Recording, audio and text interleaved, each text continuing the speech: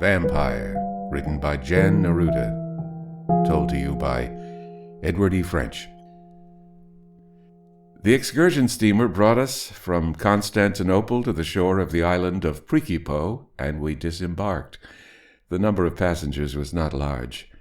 There was one Polish family, a father, a mother, a daughter, and her bridegroom, and then we too. Oh yes, I must not forget that when we were already on the wooden bridge which crosses the Golden Horn to Constantinople, a Greek, a rather youthful man, joined us. He was probably an artist, judging by the portfolio he carried under his arm. Long black locks floated to his shoulders. His face was pale, and his black eyes were deeply set in their sockets. From the first moment he interested me, especially for his obligingness and for his knowledge of local conditions. But he talked too much, and I then turned away from him.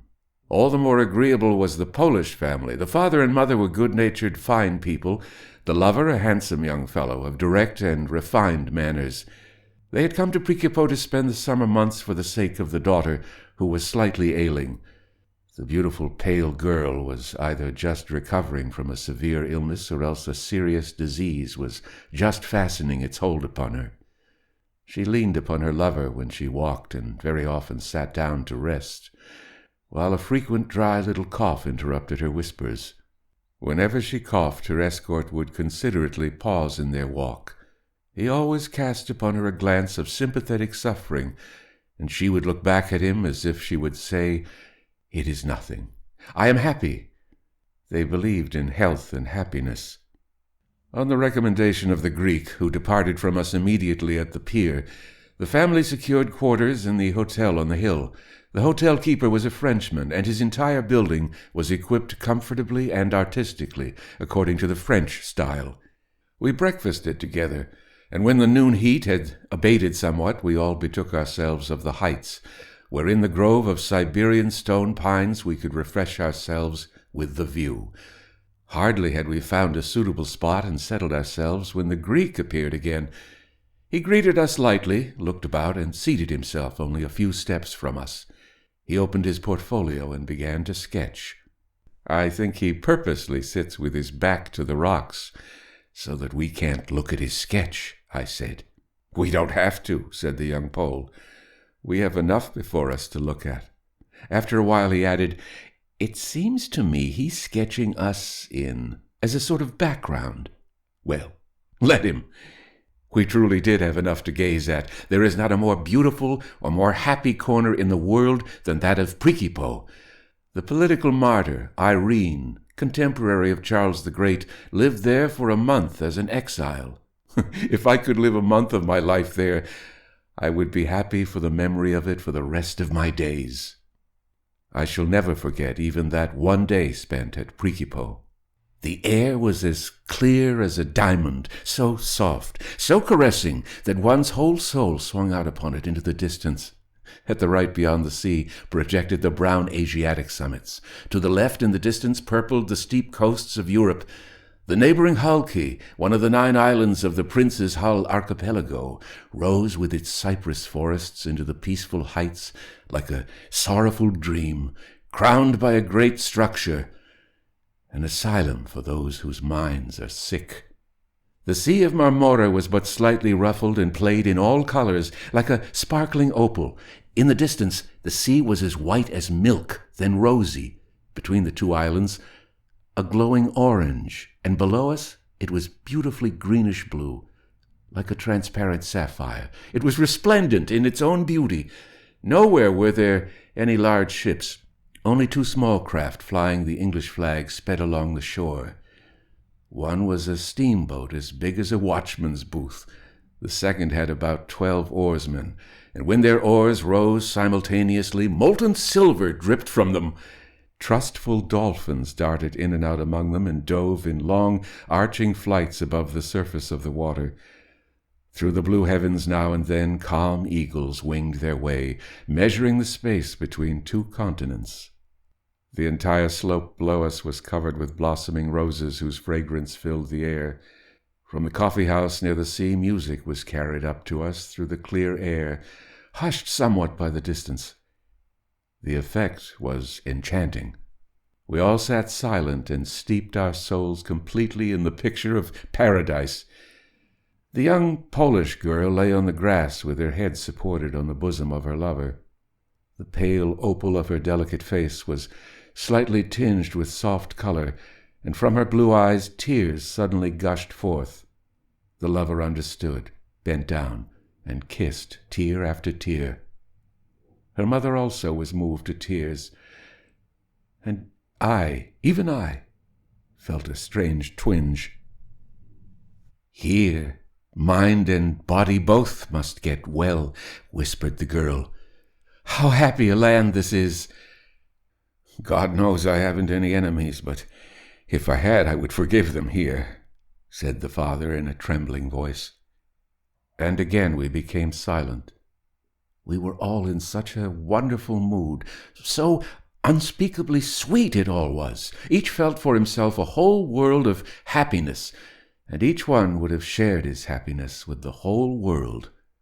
All felt the same, and so no one disturbed another. We had scarcely even noticed the Greek, after an hour or so, had arisen, folded his portfolio, and with a slight nod had taken his departure. We remained. Finally, after several hours, when the distance was becoming overspread with a darker violet, so magically beautiful in the south, the mother reminded us it was time to depart. We arose and walked down towards the hotel with the easy, elastic steps that characterize carefree children. We sat down in the hotel under the handsome veranda.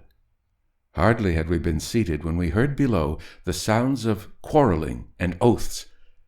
Our Greek was wrangling the hotel keeper, and for the entertainment of it we listened. The amusement did not last long. "If I didn't have other guests," growled the hotel keeper, and ascended the steps towards us. "I beg you to tell me, sir," asked the young Pole of the approaching hotel keeper, "who is that gentleman? What's his name?" Who knows what the fellow's name is?" grumbled the hotel keeper, and he gazed venomously downwards. "We call him an artist? Fine trade. He sketches only corpses. Just as soon as someone in Constantinople or here in the neighborhood dies, that very day he has a picture of the dead one completed. That fellow paints them beforehand, and he never makes a mistake, just like a vulture." The old Polish woman shrieked affrightedly. In her arms lay her daughter, pale as chalk. She had fainted. In one bound the lover had leaped down the steps. With one hand he seized the Greek, and with the other reached for the portfolio. We ran down after him. Both men were rolling in the sand. The contents of the portfolio were scattered all about. On one sheet, sketched with a crayon, was the head of the young Polish girl. Her eyes closed, and a wreath of myrtle on her brow. The end.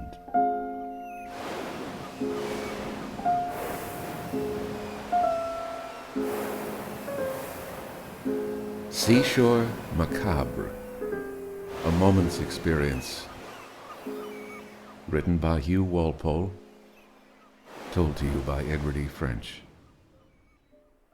We had gone to our usual summer residence, a farm perched on the steep hill above Gosforth, Cumberland, and where the Druid cross is in the graveyard, so that foreigners come from the far ends of the earth to see it.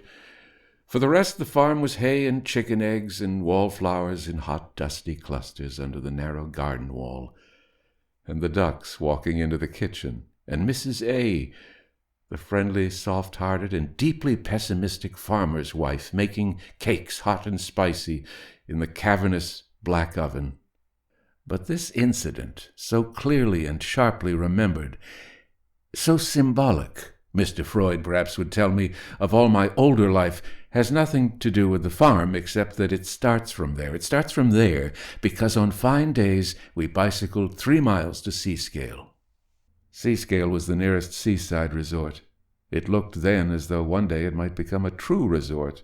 It had long, lazy sands, a new golf course, a fine hotel, and there were little roads and lanes in and about that looked as though, with the slightest encouragement, they might become quite busy, shop-haunted streets. Nevertheless, little roads and lanes now, after 30 years, they still are. Seascale has never taken that step upward into commercial prosperity that once perhaps was hoped for it. I myself am glad that it has not. It is the one place of my childhood that is not altered. The flat, passive sands are damp and wind-blown as they always were. The little station, sticky in the warm weather, with a sort of sandy grit, damp in the wet weather like a soaked matchbox, stands as it always did, as though with a rather stupid finger to its lip it were wondering whether it should go or stay. No, not on the face of it a romantic place, Seascale. And yet to myself, one of the romantic places of the world. We bicycled, my father, my sister, and I, while my mother and small brother were driven the 3 miles in a pony trap. Then, if the weather permitted us, we spent the day on Seascale's sands. We bathed in water that had always a chill on it, quite special to itself. We ate ham sandwiches, hard-boiled eggs, and gingerbreads under the shelter of the one small rock that the beach possessed, if that rock were not already occupied. And we read, my mother and father the egoist, I, if priggish, Le Rouge et le Noir, if unpriggish, Saracinesca. Now it happened that one day in the week was specially glorious to me. This was the day of my weekly pocket money, 3 the amount, if not already owed for reasons of discipline, sin, or back-answering. Now it also occurred that on the same day that I received my pocket money was published the new number of a paper, yet I believe and hope in a flourishing condition, the Weekly Telegraph. The Weekly Telegraph was my love and my dear. It cost, I think, only a penny. Its dry and rather yellow-tinted sheets, smelling of straw, licorice, and gunpowder, I fancy in reminiscence, held an extraordinary amount of matter, and especially they held the romantic short stories of Robert Murray Gilchrist, the serial narratives of young Mr. Phillips Oppenheim, and even best of all, as I remember it, The Wordlings by Mr. Leonard Merrick. There were also country notes tinged deeply with Cumberland sights and sounds, jests, quips, and oddities, ways of cleaning knives and forks, making pillow slips, and curing a child of the croup. What I suppose I am trying to emphasize is the contrast of these happy simplicities with, well, reader, as Charlotte Bronte always said, be patient and you shall hear. You can see me, small, spindle-shanked, and wind-blown, while my family sat huddled beneath the one Seascale rock, struggling through the spidery sand, to the little station, my 3-penny piece damply clutched. It was, as I remember it, a day of bright, glittering sun and high wind. I am at least certain of a general glitter in the heavens and fragments of burning sand about my eyes. I fought my way up the slope, sand in my shoes, sand in my eyes, sand in my throat. I stood on the higher ground, rubbed the sand from my eyes, and looked back to the distant plum-colored hills where the screes run down sheer to Wastwater and Gable rolls his shoulder.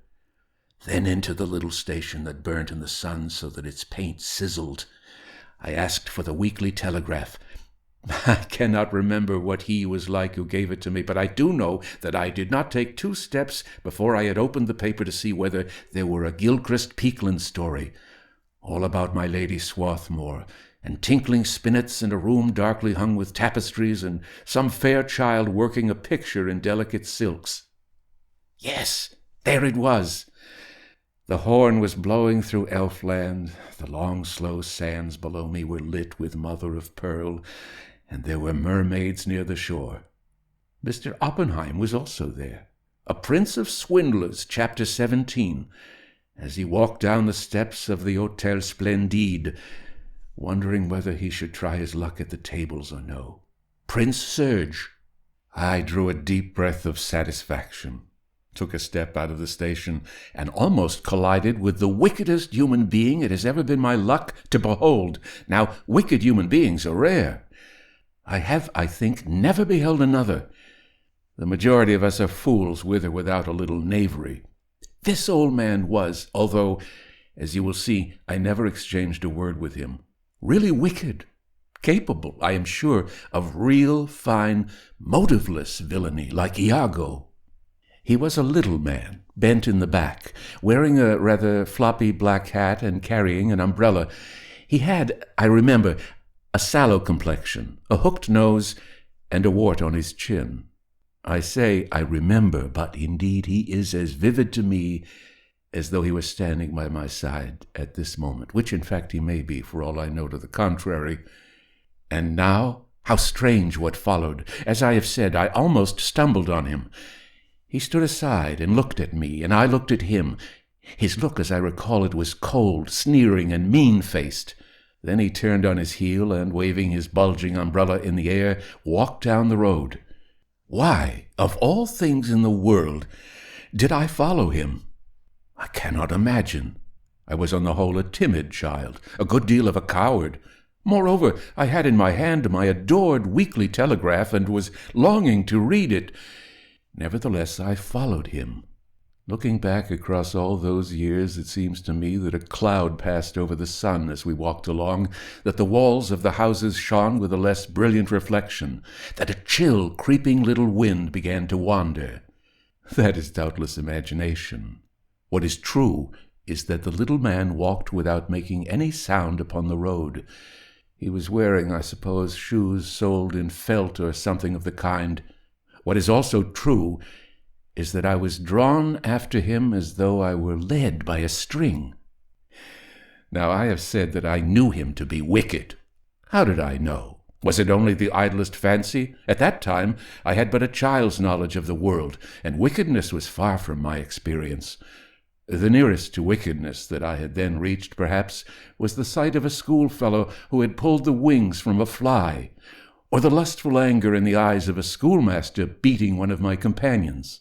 Well, this little old man with the umbrella had something of that about him. Cruelty and meanness? Are there any other sorts of wickedness? I am sure that this little man could be both cruel and mean. Did he know that I was following him? He must have heard my step. He gave no sign. With his head forward, his back bent, waving his umbrella, so under the windy sun he pursued his way. Beyond the little town we reached paths soft in sand, and with stiff sea grasses sprouting there. We approached the sea, and I fancy that the wind, increased in volume, began to blow a hurricane. My heart was beating with terror, a sort of sickly pleasure, an odd mixture of daring and foreboding. The little man came to a cottage, knee-deep in sand, on the very edge, in fact, of a dune that ran down to a sea where waves were flinging in a succession of fiery silver wheels. Although the sun shone so brilliantly, the cottage looked dark and chill. There was, as I remember it, no warmth here, and the wind tugged at my trouser legs. The little man vanished into the cottage. Clutching my weekly telegraph, I followed. And then, how did I have the courage? What spell was laid upon me so that I did something utterly against my nature? Or was it that my true nature was for once permitted the light? In any case, I paused, my heart hammering, the little cottage as still as a picture. Then I turned the handle of the door and looked in. What I saw was a decent-sized kitchen with a yawning black oven, dressers, but on them no plates, windows, but uncurtained. In a rocking-chair beside the fire sat an old man, the very spit of the old gentleman I had followed. The room was dark, for the windows were small. It was lit by candles, and the candles were placed 2 at one end of a trestle, 2 at another, and on the trestle lay a corpse. I had never until that moment seen a dead person. This figure lay wrapped in white clothes. A white bandage was round his chin. His cheeks were waxen and yellow. So he lay. There was a silence, as there should be, of the grave itself. The corpse, as with horror clutching my throat, I more persistently gazed, was that of an old man.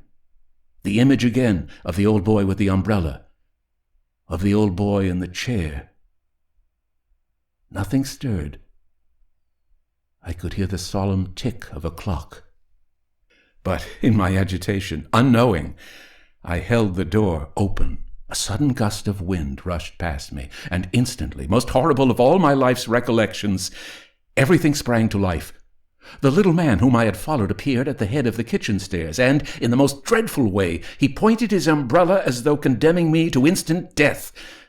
The little man in the chair sprang out of his sleep, and I shudder now when I remember his loose eye with its pendulous lid and an awful toneless grin as he stepped towards me. But worst of all was the way in which the thin silver hair of the corpse began to blow and his grave clothes to flutter. The room was filled with wind. Sand came blowing in. Everything was on the move. It seemed to me that the yellow-faced corpse raised his hand.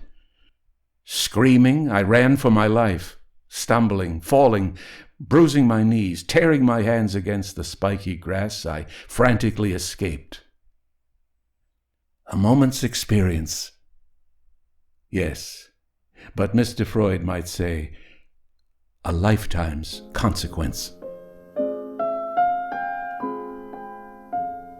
Seashore Macabre, a moment's experience, written by Hugh Walpole, and Vampire, written by Jan Neruda, narrated by Edward E. French.